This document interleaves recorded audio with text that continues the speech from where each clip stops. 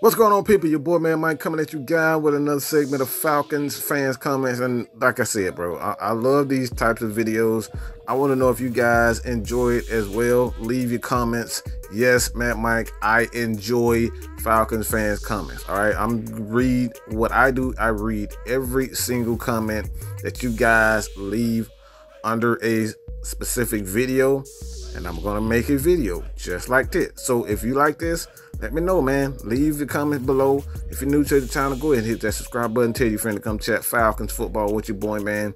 Not just Falcons football. If you have to say any topics, I would definitely read them in videos like this, all right? But share it out to your friends on social media, Twitter, Instagram, DM the link to your friends on Instagram, Facebook groups, Facebook pages, all that, man. Tell people to come, chat with your boy. Positive Falcons fans, chat with your boy, man, Mike. All right, but let's get straight to it, man. Devonta Freeman. My question, Chapman. Devonta, how are you going to get your money and stop playing hard? You lost all my respect, bro. Still love you, though. Man, look, Devonta Freeman, bro, like, let's be honest with Devonta Freeman. Bro, like, these concussion issues are a serious matter. They really dramatically change how you think. Do you still got it? These are the things that, as fans, that we don't think about. If you haven't been subjected to head injuries like myself, like I got a cracked skull, all right? That mess played a big time, and I mean a big time role in me just kind of losing myself for a while, right? So these are serious issues. We saw that your boy Luke Kuechly retired because of concussions. He wasn't the same player. He's crying on the field. You know what I'm saying? Like, you could just see a switch that, like, he wasn't the same person. And now he's retired because of this. He's 28, about to be 29 years old, one of the greatest linebackers in my recent history, and he's gone because of head injuries. These are the aspects of football that we don't truly take to heart until things like Junior Seau, you know what I'm saying, how he ended up taking his life because of a multitude of concussions. He did not know how to survive with CTE, concussions and whatnot. And like I said, these are serious. So Devonta Freeman, he's getting back to himself at a foot injury, groin injury, knee injuries, and concussions, man. That took a lot out of him, and now he's finally getting back to that Devonta Freeman that we all know and love. But the issue with the Atlanta Falcons right now, will they keep Devonta Freeman? I think so. Anytime the Falcons come out, they have these highlights of Devonta Freeman or Julio Jones or whatnot, and they posted one of Devonta Freeman on their social media page, on their Twitter page, and that signifies to me. I don't want to read too much into it, but if you're going to bring Devonta Freeman back, or you're thinking about trading Devonta Freeman, I wouldn't think that you would do something like that. So I expect Devonta Freeman to be back, despite what a lot of people may think, unless the Falcons get something crazy, outlandish, draft pick, a second, or a high third, even a first, second, third pick. Unless they get that from Devonta Freeman, I expect him to be back. All right. Next one is Makari Williams. I could see getting AJE because he's getting outshadowed by Chase Young, and I think Chase Young will be a bust because he doesn't do good while doubled. And I'm an Ohio State fan like Mike. Look, he's not good against double teams, and he being that guy, he's going to get a lot of that. He gives up on plays. I think AJE will be an under the radar pick, and I believe we'll trade for him. Look, man, I've been called out, saying that I'm a quote unquote Homer and all this type of stuff. I don't know what I'm talking about. Like, bro, like what a lot of people don't know is that my boy Dan, Lieutenant Dan, this is what he's trying to do with his YouTube channel. Lieutenant Dan wants to be an NFL college scout. All right, this is what he does. He breaks down film, and he's broken down films on college players before. All right, he's done this. High school play. He's done this before. So I am not out of the loop when it comes to breaking down players. This is what I do. All right, this is what we do. I have people around me that they are experts in this field. So when I tell you what I see from Chase Young, this is not just my personal opinion. Like I said before, I'm here to give you guys nothing but the truth and the facts of the matter. And Chase Young reminds us of a Vic Beasley. He wins with speed, and he doesn't have secondary moves, okay? When he learns to use his secondary moves, and he used something other than speed rush, he's going to be a good player. But he hasn't shown me that. He's shown me in big games that he disappears. And we're talking about McCall Ring, who is a Ohio State fan. He's saying this.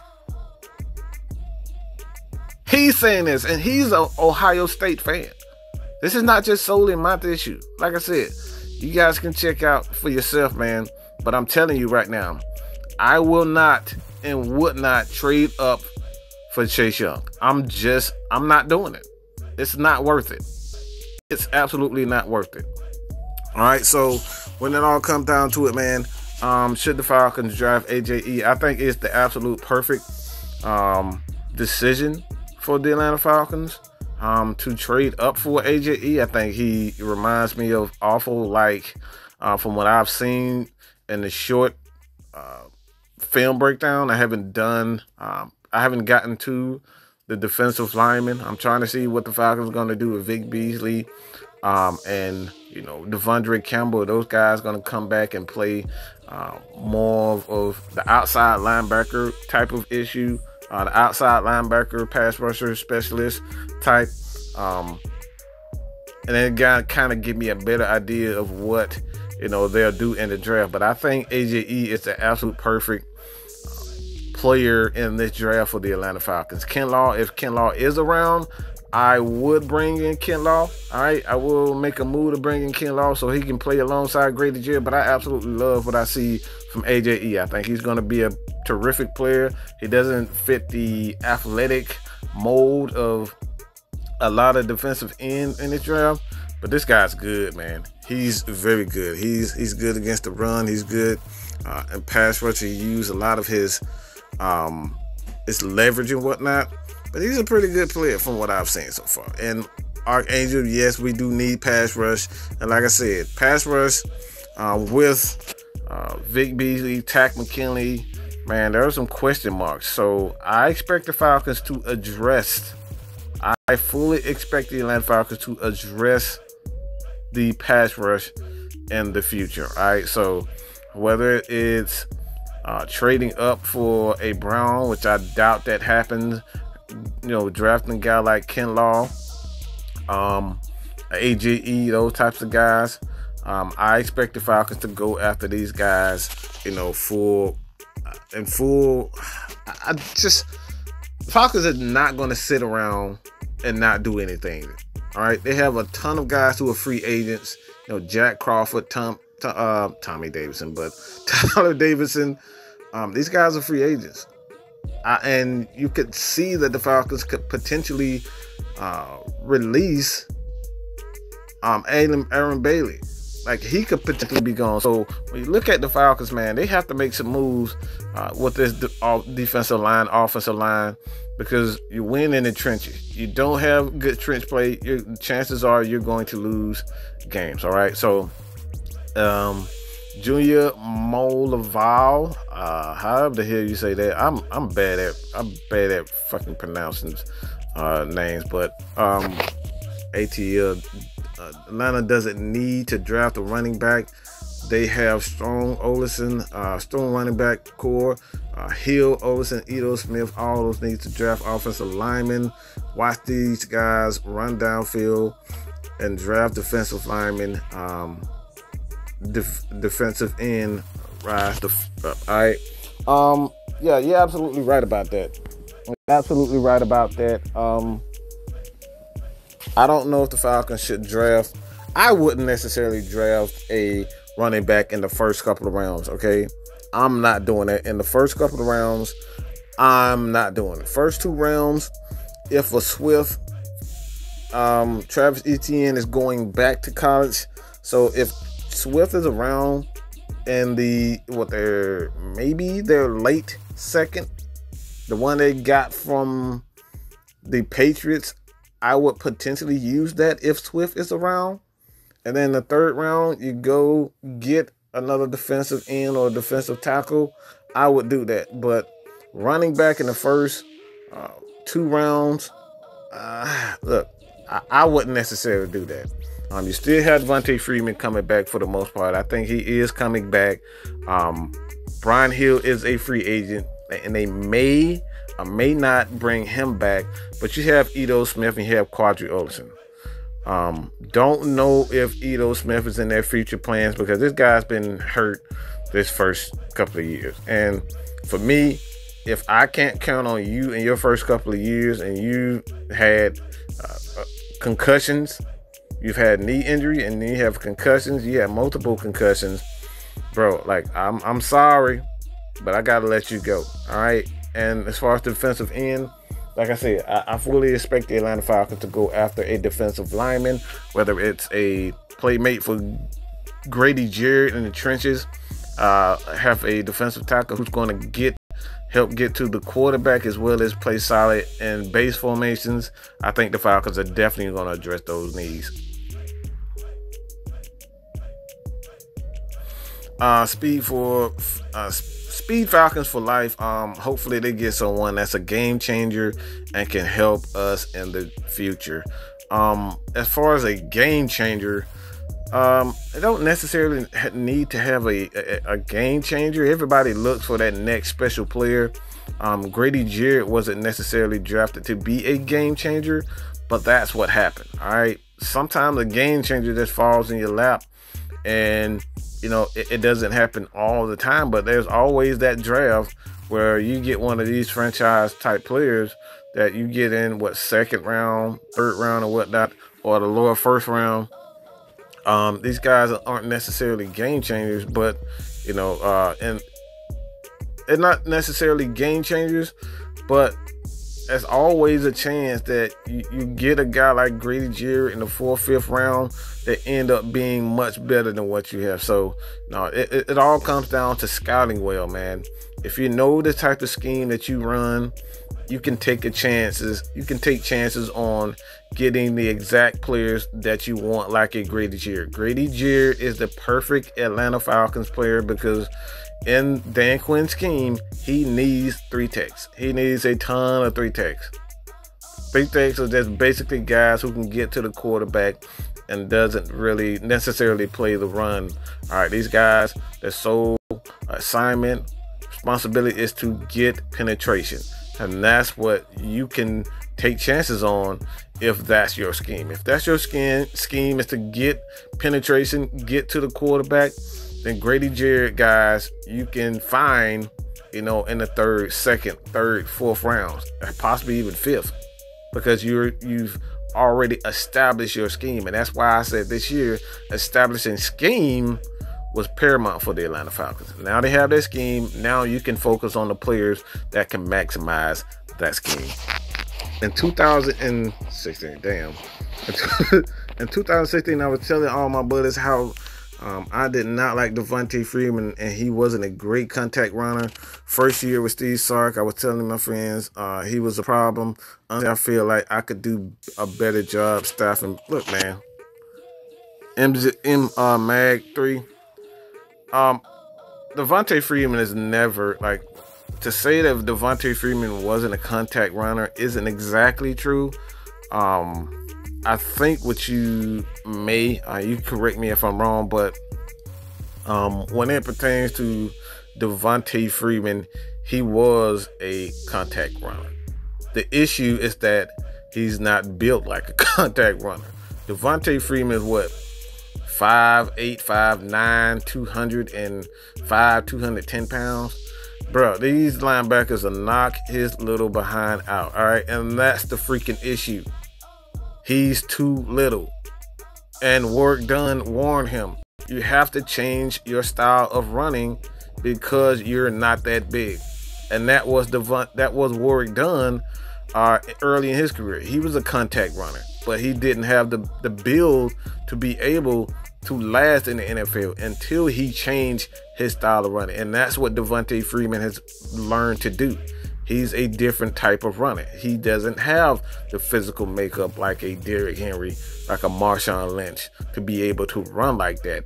And now that he's changed his style, you're seeing a much more, productive Devonta Freeman. And I know people like, bro, he only had 600 yards rushing. Well, the Falcons were the #1 passing team in the NFL. Repeat that. The Falcons were the #1 passing team in terms of attempts in the league. So those numbers are a little bit skewed, just a little bit skewed. And minus the fact that Devonta Freeman missed 2 games, those numbers are definitely, it could have been closer to 800, 900, probably 1,000 had Dirk Cutter decide we're not going to throw the dang on ball 40, 50 times a game. It would have added more stats. But don't look at these stats, man, and say, oh, he only had 600. 600. A lot of these guys are sharing the load. Like I said, we had Quadri Olison, we had Brian Hill, we had Edo Smith, and those guys took away those attempts from Devonta Freeman. So he could have easily been a 1,000-yard rusher if he was the sole running back in this league. So don't just look at his end result, the end numbers. You got to look at it in its entirety as a whole. And Devonta Freeman still is a productive back. He's not the same quick and outrageously quick and elusive Devonta Freeman. He's a much smarter running back, and that's sometimes in the NFL, if you want longevity, you have to reinvent yourself to last. All right, and that's what Devonta Freeman is doing. He's building himself. He is reinventing himself so he can rely on his ability, his knowledge of the game, instead of just using pure athleticism. So yeah, man, he's not a contact runner. I agree there, but he does have that mentality of being a contact runner. Andre Fuller combine will tell us a lot. Both second-round picks will be used. They're always used, so not trading those. Matt Ryan will restructure again next offseason before he is a cap hit. I don't know about him restructuring. Quarterbacks very seldom restructure year back to back. I would expect the Atlanta Falcons to kind of restructure his contracts in the next year or 2 or so. I give him 2 years and the Falcons will restructure. And to be honest, when you look at his contract, man, the next 2 years, it will be 39.4 for the next couple of years past this 2020. So Matt Ryan, I don't expect him to restructure, but you could see a scenario where Devonta Freeman, Desmond Trufant, perhaps even Debo. Like Debo just got a contract himself, and he's like $60 million. The Falcons can use him to kind of restructure and move some money around. So when you look at it, man, the Falcons are definitely they don't have a ton of money, but they aren't as bad as people think as far as the cap is concerned. They're much better off. They're much better than what people are saying. They don't have issues as far as the cap is concerned. They just have to get creative, move things around, restructure here and there, trade a guy, let this guy walk here and there, and everything will be fine. Continue to draft well, and like I said, everything will be fine. But I expect the first 2 picks, definitely the second round picks, will be used the right way. And perhaps you use those picks to kind of trade up. I doubt that happened because you don't have a ton of cap money. They're not in cap hell, but they do have cap space. All right, they do have money to move. They do have ways to move around the cap to kind of maneuver and get a guy here and there. But yes, I expect them, eventually Matt Ryan. I expect Julio Jones, Devonta Freeman, and Desmond Trufant to restructure way before Matt Ryan does again. Nate Lowe says second round for Devonta Freeman at the best. Trade to the Bengals for AJ. Ooh, man, look. Trade him for AJ Green. Restructure his contract as incentive base. Draft Swift, Taylor, Harris. Najee Harris is actually going back, and Hubbard in the second round. I doubt that the Bengals trade AJ Green. I would want to leave. If I were AJ, I would just leave that daggone city. All right, leave that team. They don't want to win. They're not going to win anything anytime soon. But if he's there for longevity, for loyalty and all that, more power to him. But if I were AJ, I would just leave. As far as restructuring incentive, that could happen for Devonta Freeman. Draft a guy like Swift and Taylor. It's a guy that I actually like. I know a lot of people they don't really care for Taylor, but I like Taylor. But that is a scenario that I actually like. But I don't think the Falcons will be able to get AJ Green, dog. I don't think they'll be able to get that. Sergeant AR-10, I hope we trade down, load up a second round and third round picks. Kinlaw Brown will be gone in the first. Free or Ito are probably gone as well. I like Kinlaw more so than the Brown situation. I don't see Brown being available, but I do see the Atlanta Falcons trading down. And the more that I think about it, the more that I look at the way this team is constructed, and they just need more depth. They need players that can play a specific role. Being that they don't have a ton of money to play around here and there, man, look, you could definitely use a couple of extra picks to kind of load up in the middle rounds, or make a strong move or a bold move to trade up for a guy. I could definitely see that happen. So I'm more inclined to think that the Falcons would trade down rather than trade up. Unless that guy Brown is like a couple of picks away, I'm seeing that the Falcons, more likely that the Falcons would trade down than up for a guy like Brown. All right, just don't see that happening. Ajalon Taylor comparing Chase Young to Vic Beasley is disrespectful. You're basically saying he's going to be a bust. Look, man, only people that don't watch film and people that just don't like Vic Beasley say he's a bust. That's not what a bust is. A bust doesn't lead the team in sacks. His team in sacks 2 years, okay? That's not what busts do. So maybe he's not the guy that you expect him to be. But to say Vic Beasley is a bust is just disrespectful and just downright ignorant. All right, so no disrespect, but you got to get your game up, bro. You got to get your game up. You know what I'm saying? Like I said, guys who lead the team in sacks, you can't say that he's a bust. Maybe he isn't what we expect or we wanted him to be, but to say Vic Beasley is a bust is just isn't correct. And like I said, I've seen so many college players come in the league. You think these guys are going to be the next Lawrence Taylor and, Von Miller and all these types of guys. And these guys end up, being journeymen, going from team to team.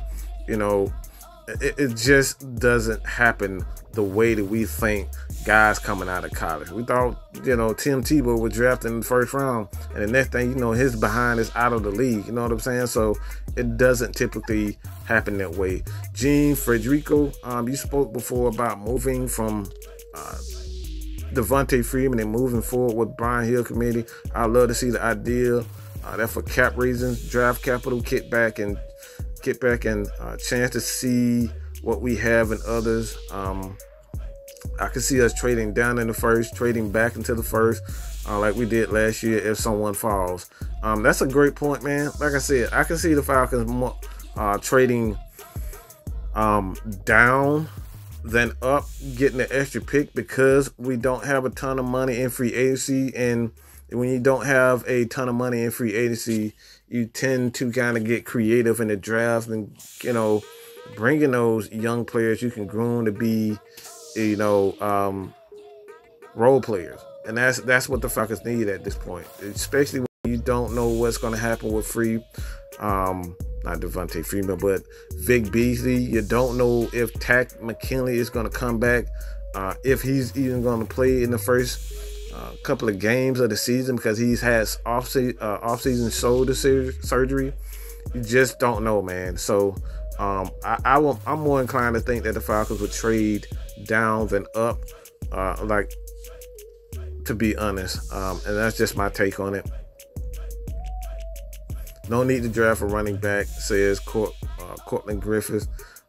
Look at how Brian Hill, Edo Smith. As long as you have a offensive coordinator who's committed to the run, oftentimes you don't need great backs.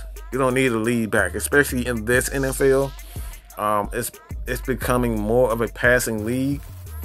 And you have a Julio Jones who can command certain coverages and whatnot and give running backs lanes to operate.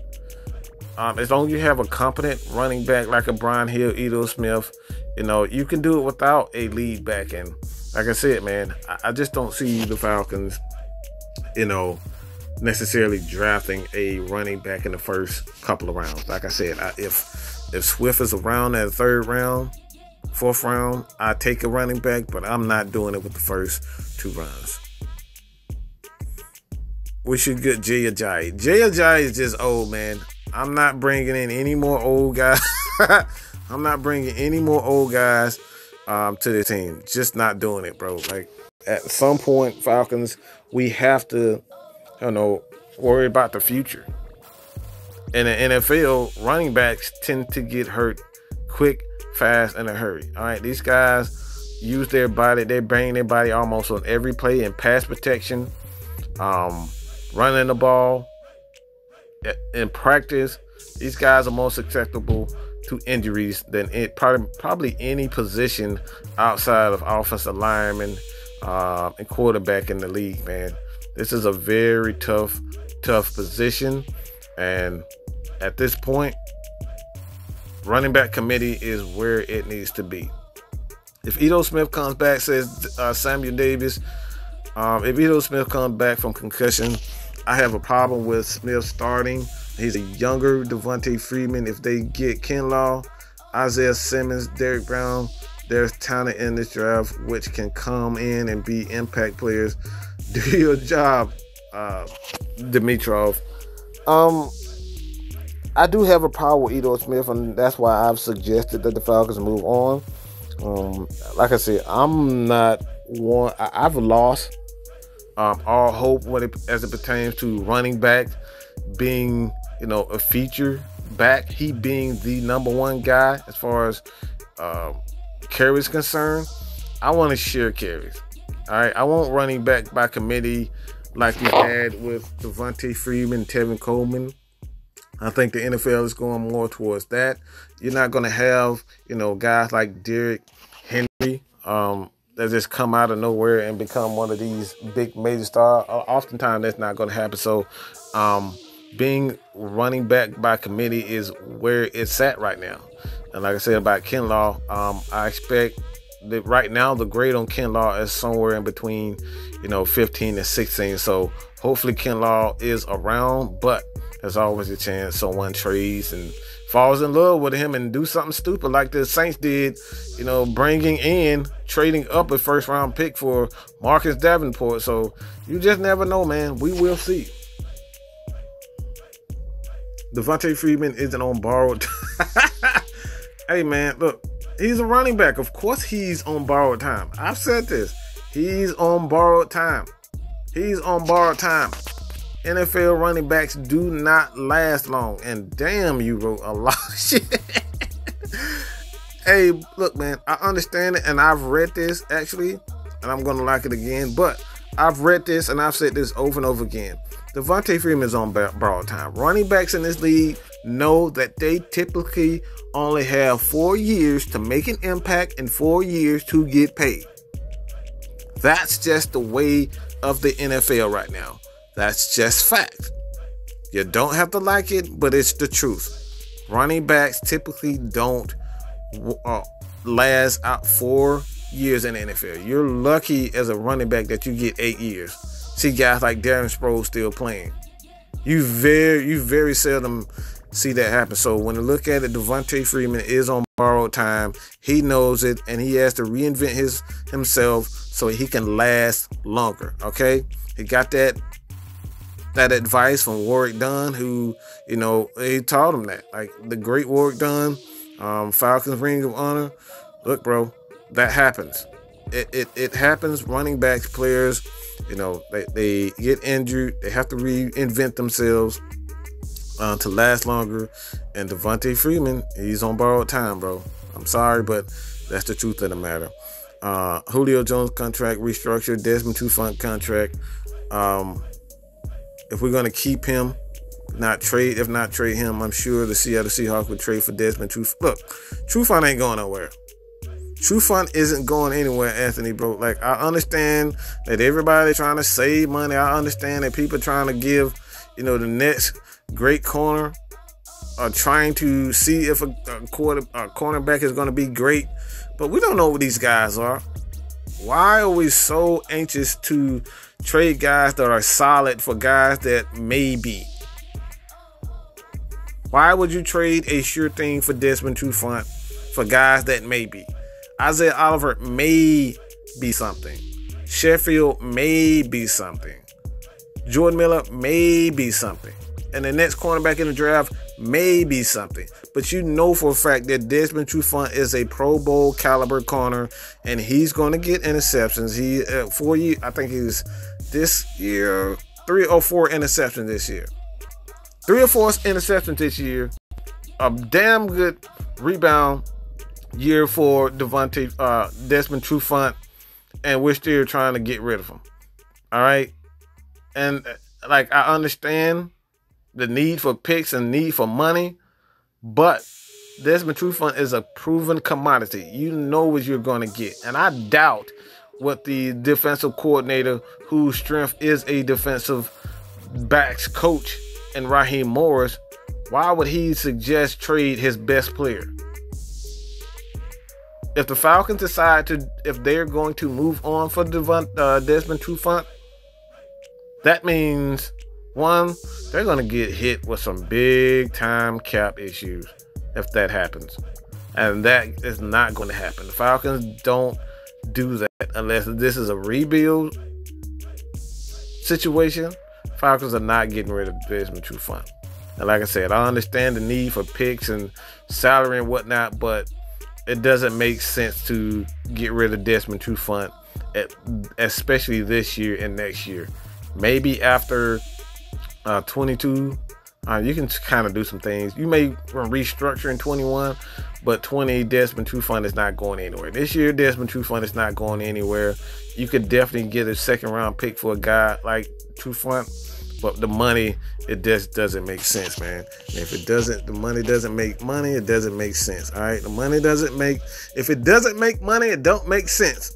And the Falcons are not getting rid of money. All right, that's not happening. Cody Paul, what's good, dog? Good idea about Brown, but there is no way he falls. Yeah, he's not falling out of the top five. That's damn sure.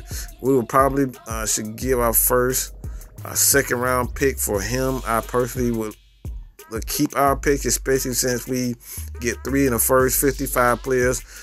If we so choose, Freeman needs to go, period, and concentrate on Hill, Olsen, because they could be great tandem if they had the blocking. They were used properly. We could hopefully get a left guard in the second round and concentrate on the defense with the rest of our picks. That's what I've said, man. Like I said, I don't expect Devonta Freeman to go anywhere just based on the last couple of tweets for the Atlanta Falcons, and maybe I'm reading too much into what the Atlanta Falcons do, but when they endorse certain players with the highlight clips and whatnot, 9 times out of 10, that's subliminal, telling Falcons fans to get comfortable with Devonta Freeman, because he's regarded as a locker room leader, a energy player, high impact player that they'll know his players just his teammates just love him. So when it all comes down to it, man, we will see. I don't know exactly what will happen, but like I said, we are here to give you guys honest research, opinionated facts. Research, opinionated facts, okay? We're not going to make up scenarios and tell you guys this is exactly what's going to happen.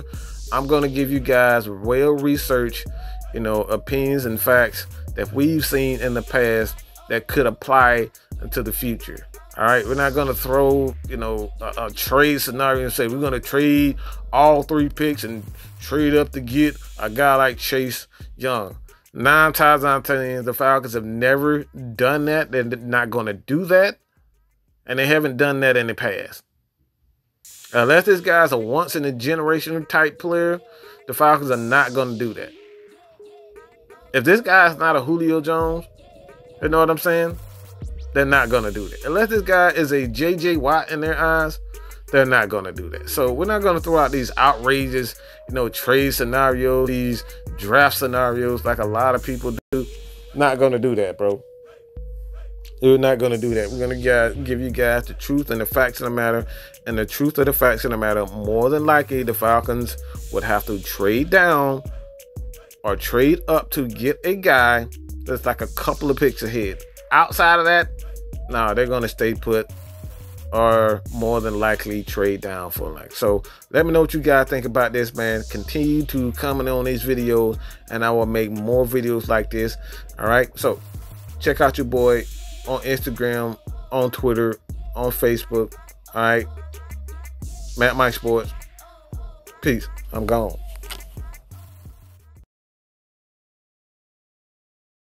Whipping the Princess Diana, double cup bling, found her. Oh my, oh God.